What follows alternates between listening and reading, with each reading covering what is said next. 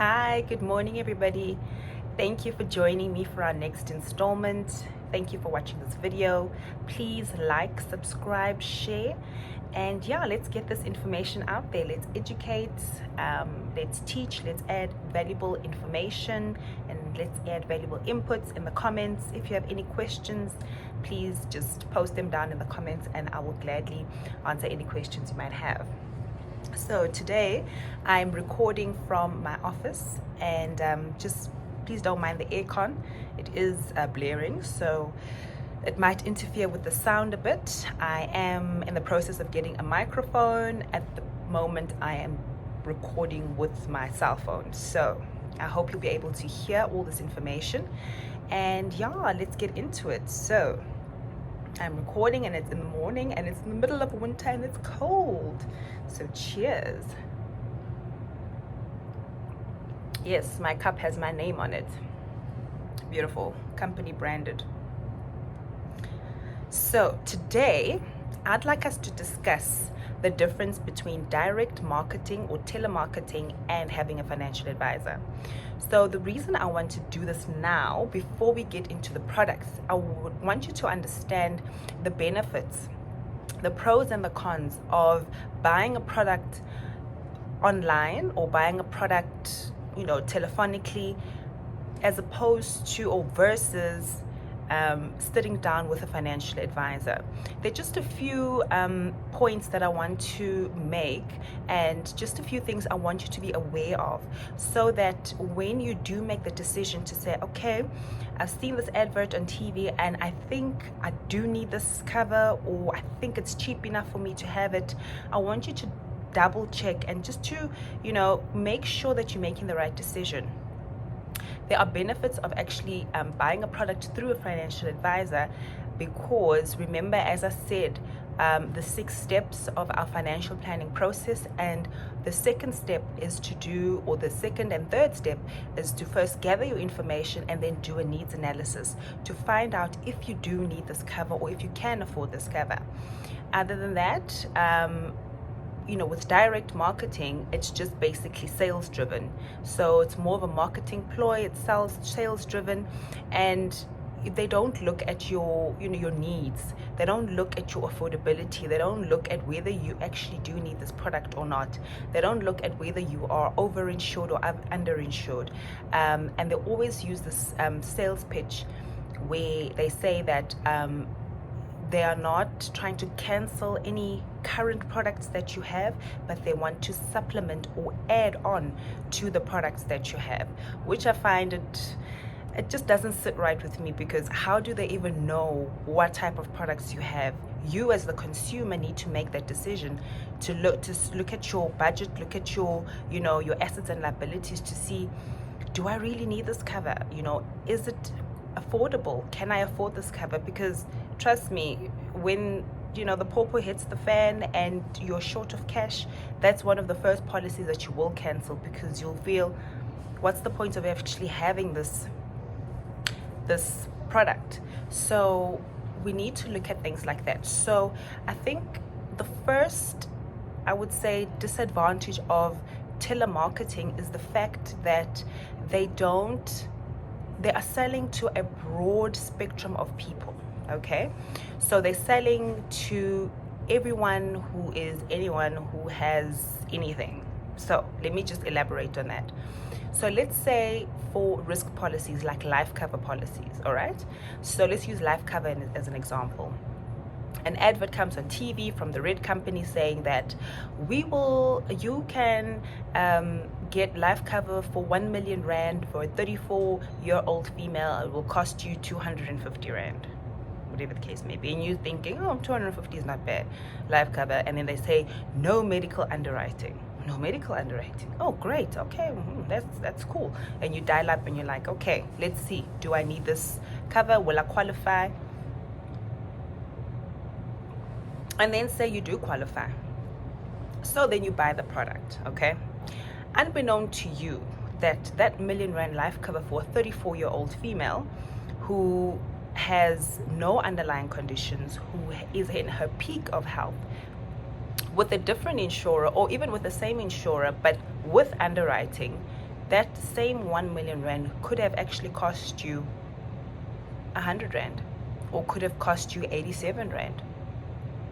So it's things like that where they mass market these products, and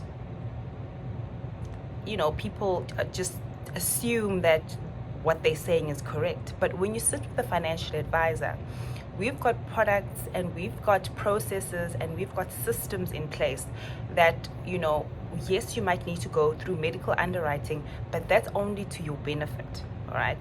When you go through to medical underwriting, let's say that you don't have any underlying conditions, you are your fittest, your health is at its peak, you are vibrant, you are healthy, and there's absolutely nothing wrong with you. Your family history is clear. There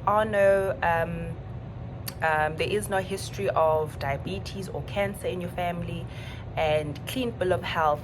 That same 1 million rand could actually cost you probably 85 rand, 90 rand, 120 rand, depending on the insurance company and depending on their underwriting criteria.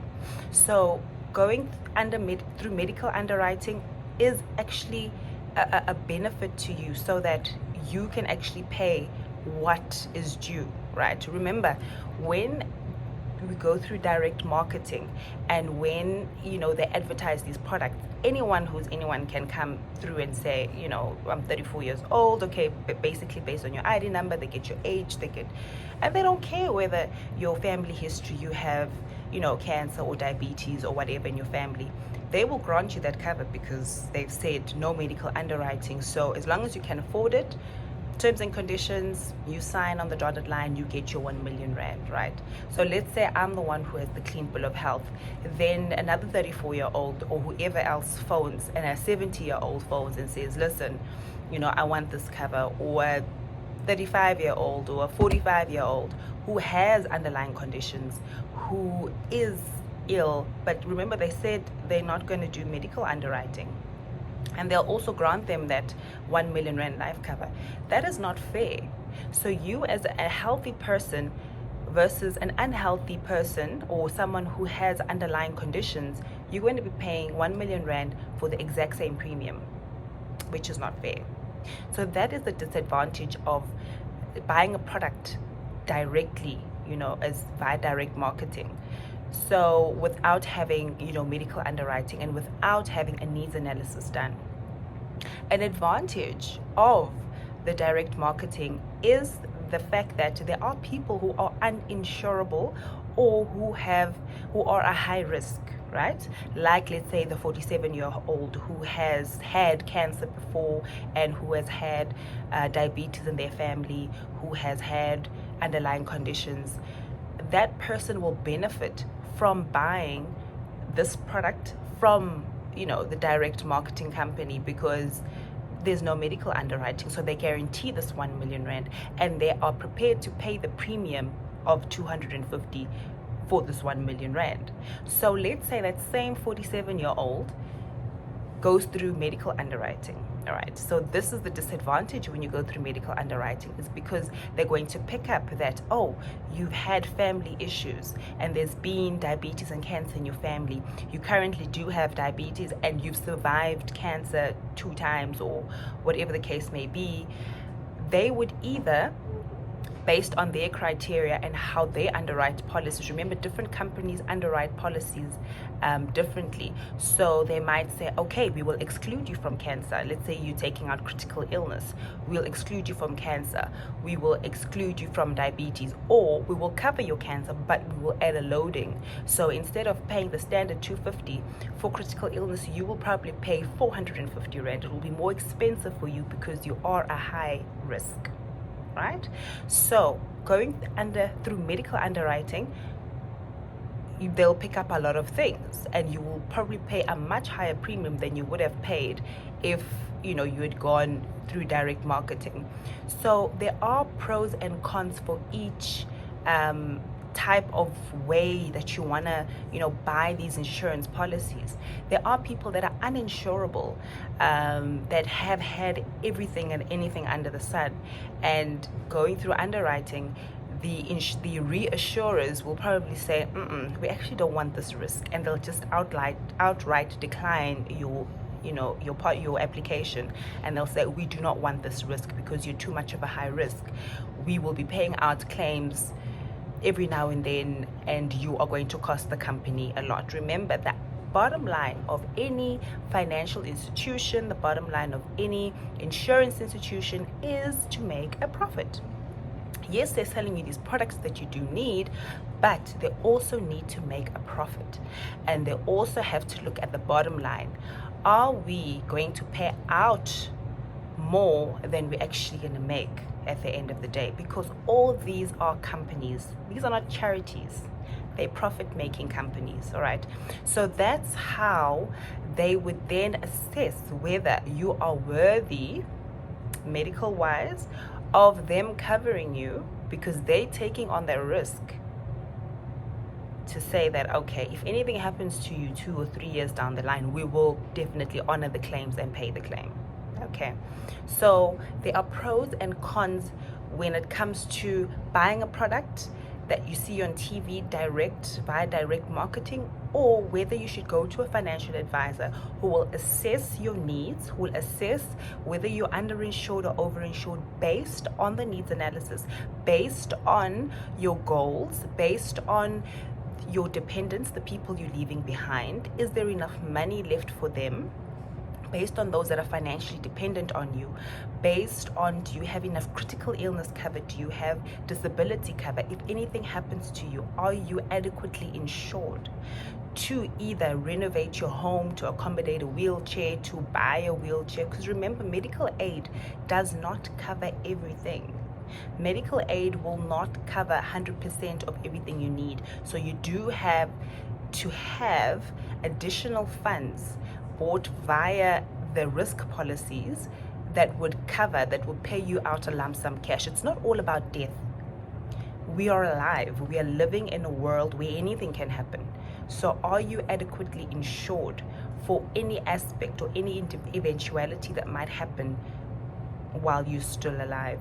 So I just wanted to get that out of the way before we get into the products. Then I will explain the actual products and how they differ from each other, and how different companies term their products or name their products, and how different companies actually price their products. They're priced differently depending on their reassurers, the people that fund these insurance companies. So it's a whole spectrum that gets involved when you're taking out a life cover policy. So it's not just sign on the dotted line and here's your policy. There's a lot involved, all right?